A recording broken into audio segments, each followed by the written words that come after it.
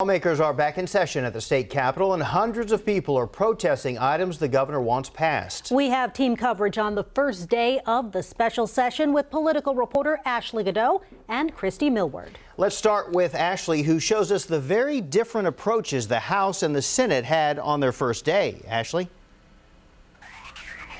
Yeah, you know, Mike, the two chambers operate differently, and today was no exception. The House is moving at an expected pace, while the Senate is trying to fast-track bills out.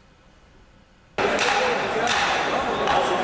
tale of two chambers, both gaveling in for the special session, but moving at different paces. In the House, representatives made proclamations, announcements, and Speaker Joe Strauss answered questions about when bills can be filed. Mr. Simmons, the only thing that we're working on right now is what the governor has given us. That's the sunset legislation to keep the Texas Medical Board and other boards operating. The House referred it to the State Affairs Committee. The feeling among many Democrats, pass it and sine die. But the reality is that my colleagues are coming from all over the state.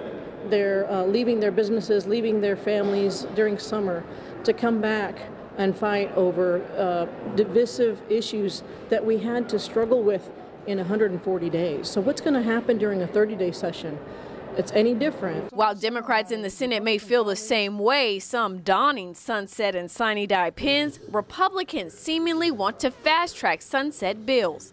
Mr. President, I move to suspend Senate Rules 1110 and 1118. I'm going to request that we also suspend Rule 1119. Motions that would allow lawmakers to take action right away and without posting public notice of when the hearing will be. It led to snappy exchanges. So you think public notice to the public is silly? No, I think delaying this procedure is silly. I'm not entertaining a question and answer session here. That's fine. I'll be glad to buy you one of these books if you'd like one. No, thank you. I have one. Despite efforts by Democrats to keep the rules in place, the motions passed. The Senate took a short break, allowing the Business and Commerce Committee to meet and vote on the sunset bills. That's not right.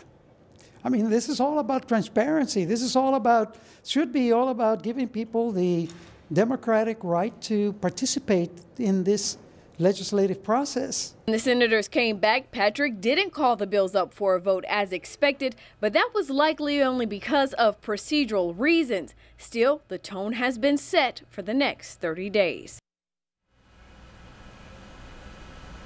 Now, once the House and Senate pass the sunset legislation, that clears the way for Governor Greg Abbott to issue another special session call with the additional 19 items he wants passed.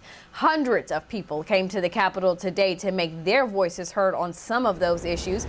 My colleague Christy Millward is live outside the Capitol. Christy, there were several protests today.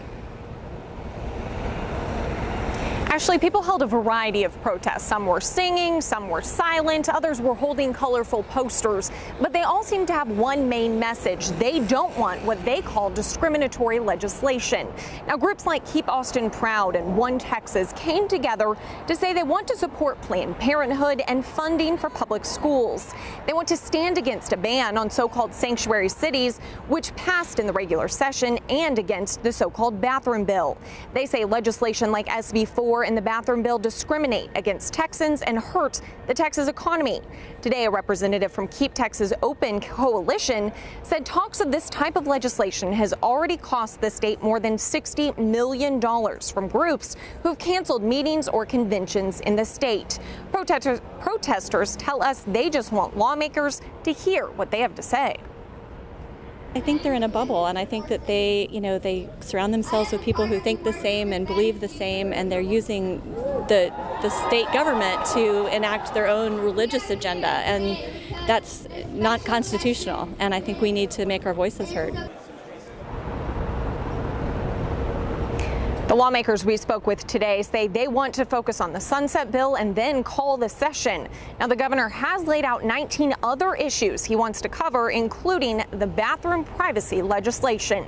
Now, the session will continue tomorrow, where both the House and Senate are set to discuss that sunset bill. Live at the Capitol, Christy Millward, KVUE News. Thank you, Christy.